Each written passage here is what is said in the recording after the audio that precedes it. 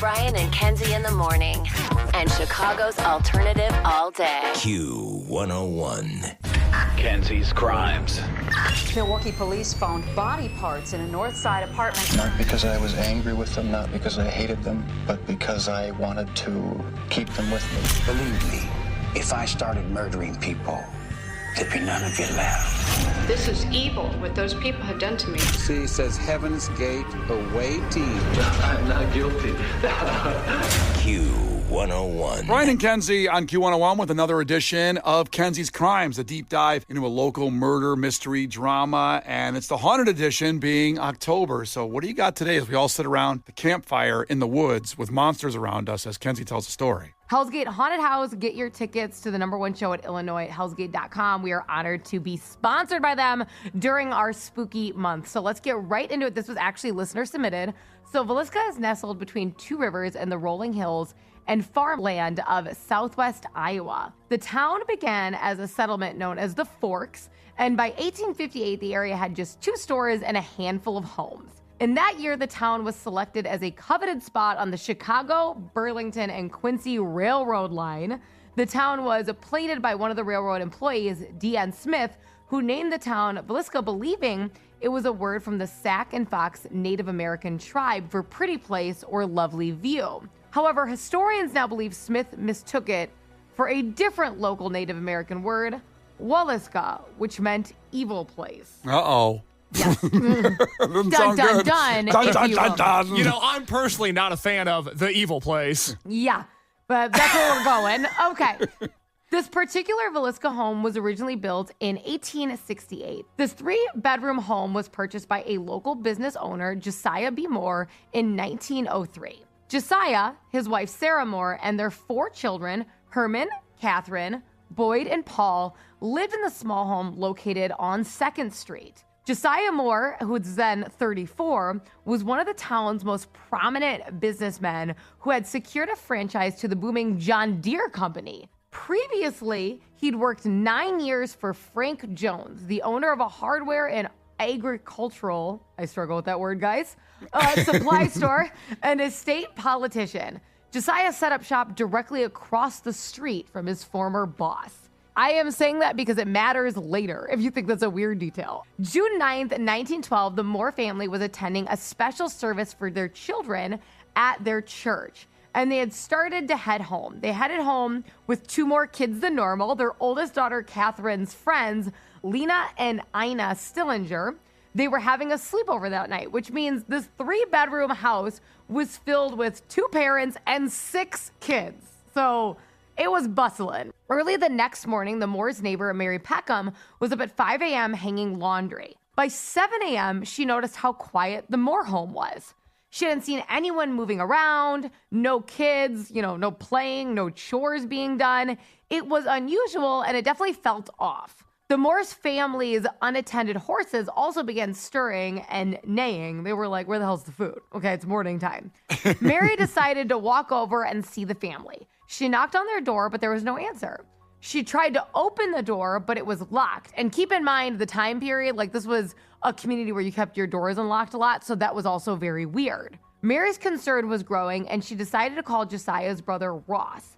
And at 8:38 a.m. on the morning of June 10th, 1912, Ross Moore stepped inside his brother's home to find something horrific. Yikes. And I'm going to pause right there because what I get into and what happened, it's unheard of now, let alone in 1912. So in just 3 minutes, we'll come back and get the conclusion of Kenzie's Krimes with Brian and Kenzie on Q101. The Brian and Kenzie Show. On Q101. Brian and Kenzie on Q101 with the conclusion of Kenzie's Krimes, a deep dive into a local murder mystery on Haunted Month. And Kenzie, you want to catch us up to date on where we're at right now in the story? Josiah Moore lived in Villisca, Iowa. He was married. He had 4 kids. And on the night of June 9th, his daughter Catherine also had 2 friends sleep over. They walked home from church. But on the morning of June 10th, the house was really quiet. Their neighbor Mary noticed that. She went and knocked on the door. Nobody answered. The door was locked, which was strange for 1912. That was when you kind of had the unlocked door community thing going on. So she decided to call Josiah's brother Ross. And he showed up to his brother's home to find something horrific. Everyone in the house was murdered. Ugh. All 8 of them bludgeoned beyond recognition. It was determined by police that on June 10th, 1912, the Moore family was sleeping peacefully in their beds. Josiah and Sarah Moore, the 2 parents, were asleep upstairs while their 4 children were resting in a room down the hall. In a guest room on the first floor, the 2 girls, the Stillinger sisters who were sleeping over, they were in that downstairs room. Shortly after midnight, a stranger entered through the unlocked door, not an uncommon thing for that time as we had talked about, and plucked an oil lamp from a nearby table, bringing it to a really, really low burn. So much so that you really couldn't see anybody and it wouldn't jar anybody awake with a bright light, right? Yep. In one hand, he held the lamp, lighting the way through the house. In the other hand, he held an axe. Ignoring the sleeping girls downstairs, the stranger made his way up the stairs, guided by the lamp, and seemingly knowledgeable of the home's layout, he crept past the room with the children and into Mr. and Mrs. Moore's bedroom. He made his way to the children's room and finally back to the downstairs bedroom. In each room, he committed some of the most gruesome murders in American history. Then, as quickly and silently as he had arrived, the stranger left, taking keys from the home and locking the door behind him. So that's why that front door was locked when he left. Police also could tell the axe had been used to kill them, and he had swung so high above the murderer's head that it gouged the ceiling above the bed. As disturbing and devastating as these murders were, there was still something else concerning about the crime scene. After murdering the Moores, the killer had apparently set up some kind of ritual. He had covered the Moore parents' head with sheets and the Moore's children's faces with clothing. He then went through each room in the house, covering all the mirrors and windows with cloths and towels. At some point, he took a 2-pound piece of uncooked bacon from the fridge and placed it in the living room along with a keychain. A bowl of water was found in the home, spirals of blood swirling through it. Police believe that that's where the murderer had washed his hands before leaving. By the time the police, the coroner, and a minister, as well as several doctors, had thoroughly pursued the crime scene, word of the vicious crime had spread. And the year is important to keep in mind. A lot less crowd control for these kind of things. The crowd outside the home had grown. Officials cautioned the townspeople against going inside. But as soon as the premises were cleared, over 100 townspeople came in because of their gross fascinations and traipsed through this crime scene and the blood-splattered home, going into each individual area. It was said that one of the neighbors even took part of Josiah's skull home. What? Yes. Isn't that disgusting? I don't want that. Right. I don't know why someone wanted that. Not awesome. No. Now, as for the perpetrator of the Villisca axe murders, the police had shockingly few leads. A few half-hearted efforts to search the town and surrounding countryside were made, though most of the officials believed that with roughly 5-hour head start, the killer had been long gone, essentially, at this time, right? Because you're not doing high-speed chases. Bloodhounds were brought in, but with no success, as the crime scene had been fully demolished by the townspeople. A few suspects were named over time, though none of them panned out. The first was Frank Jones. Now, if you only joined us for the second part, Frank Jones, Josiah worked for him for 9 years and then opened up a competing business across the street. Moore had worked for Jones, again, for 9 years in the farm equipment sales, and it was said that the rivalry business caused a huge hatred. There was also rumor that Josiah was having an affair with the man's daughter-in-law, though reports said that was unfounded. It was just a rumor. Well, we know how those rumors can spread. But the townspeople insisted it was true.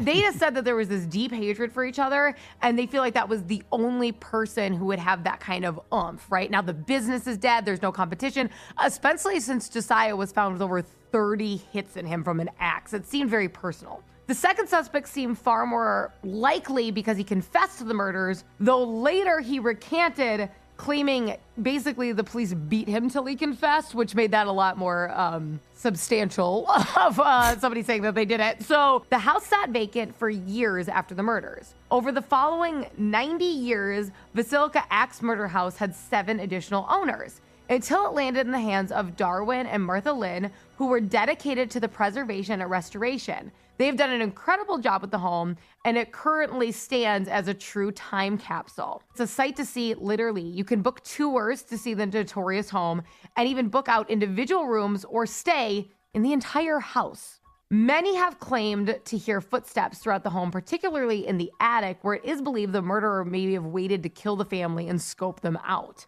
The footsteps seem light, as if someone's creeping around.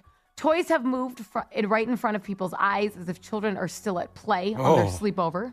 Guests have also woken up to screaming and crying in the middle of the night. The screams and tears have seemed so real that they have run to the other rooms of their family and loved ones just to see them peacefully sleeping. Some children have been observed playing with an unseen individual under the bed in what's often called the dark room. It's the parlor bedroom where the Stillinger girls died. In 2014, one paranormal enthusiast entered the house with a hunting knife, despite being warned not to take it inside by the home's caretaker.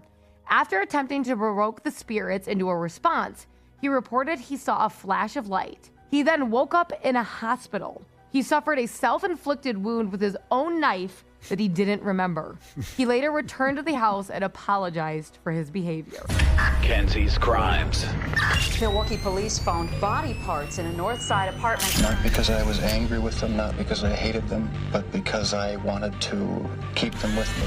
Believe me, if I started murdering people, there'd be none of you left. This is evil, what those people had done to me. See, says Heaven's Gate away team. I'm not guilty. Q101. Well, there we go. Another edition of Kenzie's Crimes, the spooky edition. You can find it on the podcast if you just came in at the end. As all month long, they've been based on hauntings related to drama, murder, mystery, as Kenzie's Crimes always does, but this month, haunted. Brought to you by Hell's Gate Haunted House. Get your tickets at hellsgate.com. Q101.com is all the info. It's the last week for Hell's Gate Haunted House. It is absolutely something you cannot miss. Get to it this week. Hell's Gate Haunted House. It's Brian and Kenzie on Q101. Coming up, very excited. We have a major concert announcement coming up at 9. We'll give away tickets for that concert announcement. And also, Art Alexakis of Everclear is going to join us before we do that concert announcement. And before that, let's get to these. Florence and the Machine, the Everybody Scream Tour, appropriately in Halloween, but this show will be April 10th, Friday, April 10th, 2026 at the Allstate Arena. Tickets go on sale next Wednesday, November 5th. But we got free ones right now. 312-591-8300. Caller 10, Florence and the Machine at Allstate Arena from our great friends at Live Nation and from Brian and Kenzie on Q101. Call now for these tickets. Brian and Kenzie in the morning. And Chicago's alternative all day. Q101.